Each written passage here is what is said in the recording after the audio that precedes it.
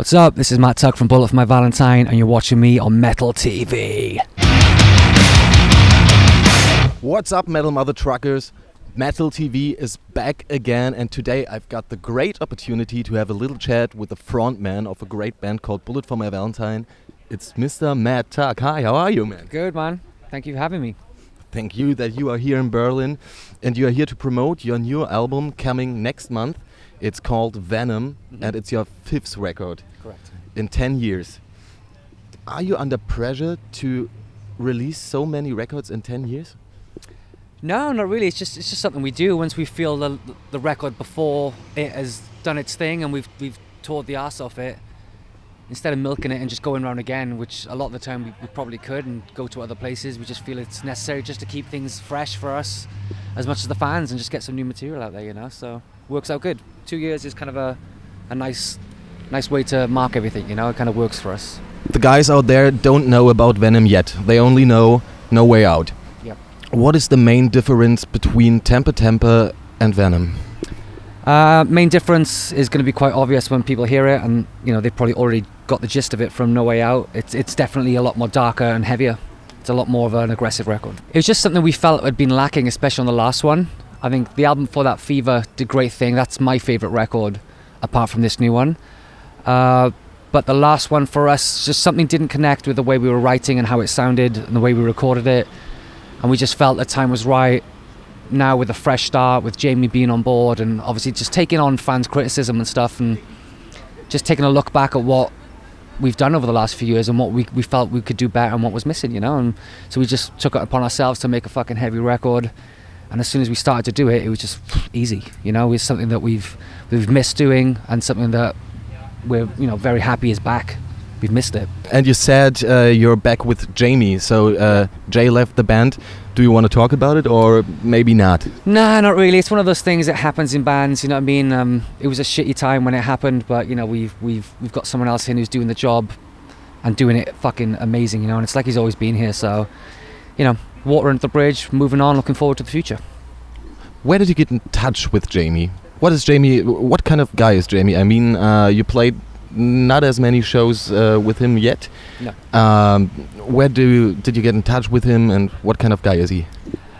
He's known Padge for a couple of years. Padge has done some writing and some recording with him. He was in a band called Revoca, who are from Wales. They signed to Roadrunner a few years ago. Did some pretty cool support slots with like Ozzy and Lamb of God, and you know, they were making inroads to becoming a, you know, pretty decent metal band, and then it all just went to shit, fell apart, they split up.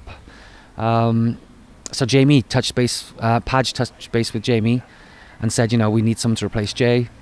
Do you want to have a go? And he said, yeah. So he sent a little audition tape of him doing some songs.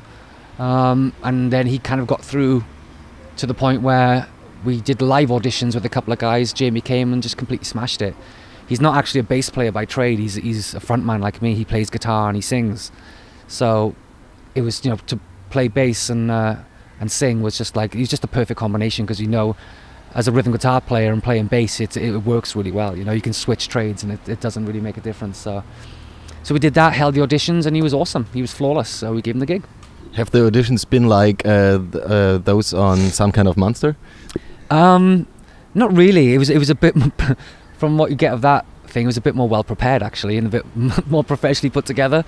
But basically it was the same. Yeah, he just had a bunch of guys coming in, playing some songs, leaving, and get the next guy in, you know. There's just some famous?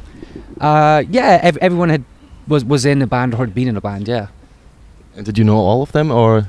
Not personally, but yeah, we knew pretty much everyone. There was a lot of audition tapes that came in which were okay, but we wanted someone that had kind of been there and done it. We didn't want someone just coming into a band at this level and just expecting them to go on tour with Slipknot across America and, you know, put your trust in that. That just wouldn't be fair on anyone. So we wanted someone who'd had lots of stage time and had experience of touring and being in a band. He didn't record the bass on this record? No. Who did? That was me. Was it okay for you, or was it a challenge? No, it was fine. I mean, you know, not a lot of people know the history of what goes on in the studio in our band, but I've done it on everything we've ever done. Oh, really? Yeah. Why? Just for quickness, because a lot of the time, historically, when we've been making the records, we've been writing a lot as we've gone along.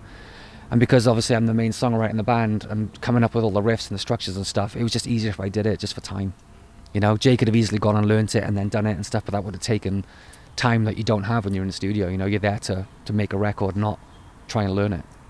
And you said the record is more aggressive and deeper. Are the lyrics the same? Are they more depressive? Yeah, you know, the lyrics aren't uplifting at all. You know, there's a lot of dark stuff on there. But looking back at our band's career, you know, the darker the song has been the most successful for us. You know what I mean? Everything that seems a little bit...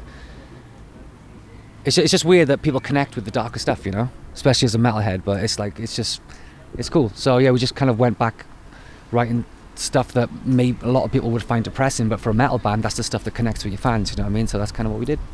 What have your influences been? I don't think, like, every time we make an album, we get the question, but I think the only influence is us, you know? It's like we always just try and develop and kind of refresh what we are. So for me, it was kind of more just taking inspiration from how the band felt. And inside, when it was the early days, we were making our first record and we were super hungry and feisty and pissed off with everyone because no one gave us a chance, you know? And we used that platform and opportunity to make something special, and it just fucking blew up. So it was more just trying to recapture that, really. You know, more so musically, just more how it felt emotionally, you know, which sounds a bit hippie, but that's kind of what we wanted to do. We wanted to revisit the younger Bullet for My Valentine that was fucking really hungry for it like 10, 12 years ago. So it's kind of like the record after the Poison. Technically, yeah, that's kind of what it should be done, you know, but with the way it is, you know, it's impossible to capture exactly what you want when you want it in a band. You know, you just do the best you can, you write a bunch of songs, make a record, go on tour, and hopefully it does what it needs to do, you know? So, and like I said, you're in business for more than 10 years. What could you tell aspiring musicians to concentrate on? I think it's just be comfortable with who you are in a band and what you do as a band. Don't let anyone tell you what you should be doing. You know, we've had a lot of people over the years trying to have their influence on us, like trying to push us down roads where we didn't necessarily need to go, let alone want to go. So just stay true to yourself as a musician, no matter if you think people think you're cool or not. It's kind of irrelevant, you know, because we've never really been the fucking cool metal band ever. But we're the, you know, from 10 years ago, one of the only bands still left fucking standing, you know? So we've always done things our way and done what we've believed in rather than we think what people want us to do. I think that's the only way you should do it, you know? Stay true to yourself.